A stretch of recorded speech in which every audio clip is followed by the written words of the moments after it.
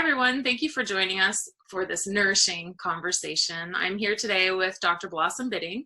Blossom is a naturopathic doctor that has a family naturopathic practice in Moncton. What I'd like to talk about with you today is how we can support our children's immune systems, not just right now during this pandemic, but I think both of you and I would both agree that it's important to support immune health all the time through lifestyle and nutrition. And maybe this pandemic has made that really clear that that's what we should be doing.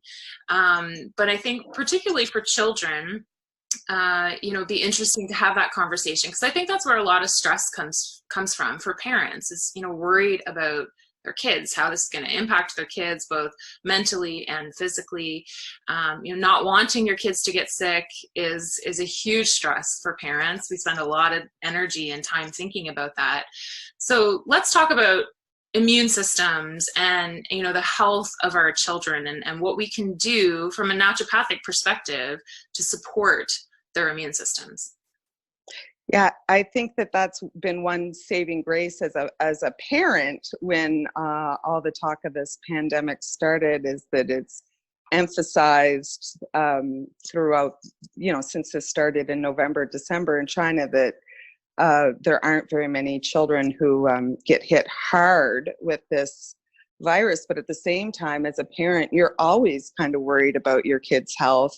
And when there's something so big with so much attention and so much media fare, you can easily lose track of the statistics, or you can go down the tunnel of, well, there are always outliers in statistics. So I really like to kind of back up and think like, okay, as a naturopathic doctor, my philosophy has always been strengthen the system.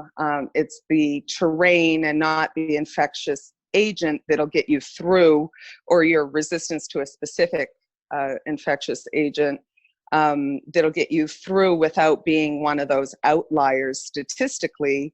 Just trying to keep myself, my family, and especially my children as healthy and robust as possible at all times has been a goal. And so staying in that moment of just general immunity and good health versus, going down that tunnel of fear and speculation around the current pandemic. And that's, as we were chatting about a few minutes ago, it's a constant monkey mind battle kind of as a parent of continuously bringing yourself back to what and how and the things that can be helpful, I guess. Yeah, that's great. You brought up the concept of terrain. Let's talk about that. What does it mean to have a healthy terrain? I think I use that term terrain as a representation of our immune system, but also its interaction with all the other major systems in our bodies. So how our immune system interplays with our skin and our lungs, and especially in more recent years, we know so much of our immunity is in those mucus-associated lymphatic tissues surrounding our guts. So what we eat, we always think of like eat healthy, but we're learning more and more and more about how the bacteria in our gut is a big part of that healthy terrain, and keeping it on the, health promoting end of the spectrum is a way to keep our terrain or our soils healthier and more robust. Yeah, I love bringing that analogy, especially this time of year. We're kind of starting to get into the groove of planting and gardening. And I think it's easy for people to look at, if I don't have a healthy soil, I'm not going to have healthy plants, right? And we can definitely apply that to our own bodies, the gut, all the mucous membranes, skin, physical barriers, all of these pieces play a role in your immune response. And like you said, your resilience or your ability to, defend against kind of these invaders that we're surrounded by all the time. Yeah. Yeah. So when it comes to family health, do you have any strategies, some power habits that you incorporate on a regular basis to ensure that you have a healthy terrain and that your kids have a healthy terrain? I think number one, maybe the whole number one reason I was drawn to naturopathic medicine in the first place is the interplay between the human and nature, and how nature has the ability to support human health and vice versa. So I think that right now, especially with us all being home, my number one strategy is to try to get outside as much as possible.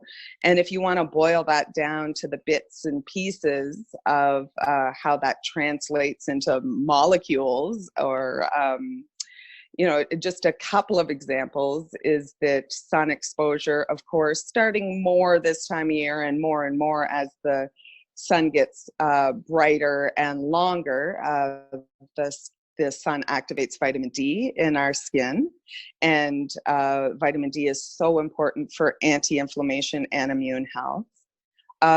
Getting our hands dirty, digging in the dirt, gardening, playing dinky cars or with sticks, making trails in the dirt will expose us to some of those probiotics, and good bacteria gets on our skin. And then if we touch our face within our safe zone, some of that can get into our digestive system and actually be supportive to our immune health.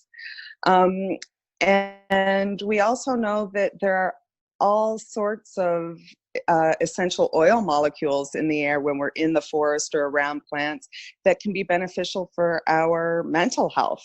So some of the evergreens, for example, have been studied to show they help with concentration, focus, ADD. Those oils just being exposed to forest life can help with the mental health of children in particular. And I think that that's something to keep in mind as all these kids are home and a lot of us are working or attempting to work full time. Getting outside is so crucial. And I use screens to get through some of the tough times, and my kids love the time that they can use to FaceTime and check in on Kids Messenger with their friends and their family. But I think it's also important to have, I heard someone on CBC talking about nature and the ability to soft focus. And so just gazing at a plant or a tree or horizon really takes a lot of the pressure off of our brain, and allows us to relax in a different way that gazing at a screen does. So I would say my number one power habit, and I think I probably added 10 in there, is to get outside. And that's easy for us in New Brunswick. And I know I have a close relative in Montreal. It's not quite as straightforward for them right now in an urban environment. But I'm hoping that everyone has at least a few square inches of horizon where they could watch sunrise, sunset, or some greenery here in Canada. Yeah, I totally agree. I love the benefit that nature provides. And one of my concerns, we keep talking about what the new normal is going to look like. And one of my concerns is that we are going to swing into, a hyper sanitized environment. And yes, absolutely, there's benefit in using hand sanitizer when we need it, and proper hand washing. But as you suggested, like, dirt is also important, and getting that exposure to these antigens that are in our natural environment is actually quite important for a robust immune system. And there's lots of data to support kids that grow up on the farm, for example, have fewer allergies because it's like little micro doses of exposure that help their immune systems then properly handle and recognize these things, right? So yeah, that's my one concern, is this fear of all bugs. Yeah, I have to say I've never been a Lysol girl.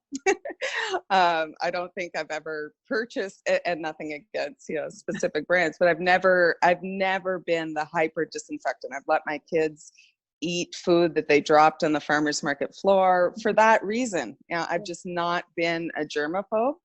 I think when there's a new virus that we don't really know as much about and how it's going to act in the population, that's where, more heightened caution has come into play, at least for myself personally. And of course, as I transition back to a face-to-face practice, the hand sanitization and the hand washing and the gloves, that'll all be very, very important right now as we continue to, attempt to flatten the curve. But at home, in our, what I'm calling safe zone, or our own property, I still think that is part of what's going to keep our immune system strong. And like you said, is digging in the dirt and being exposed to, not to be too graphic, but the degraded manure and worm casts, etc., as they go through,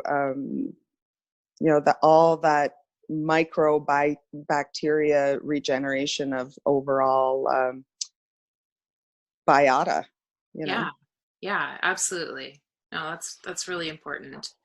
So spending time in nature, whatever that looks like, as you mentioned, it's easier in New Brunswick for most of us to do that. But even if it's just stepping out onto your deck or your front step to bask in the sunshine for a few minutes.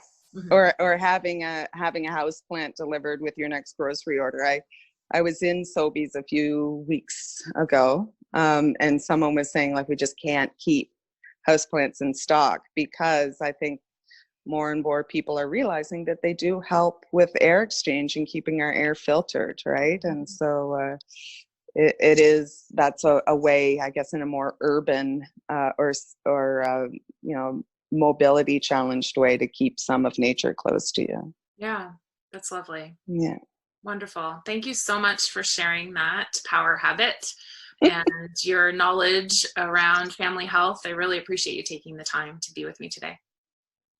My pleasure.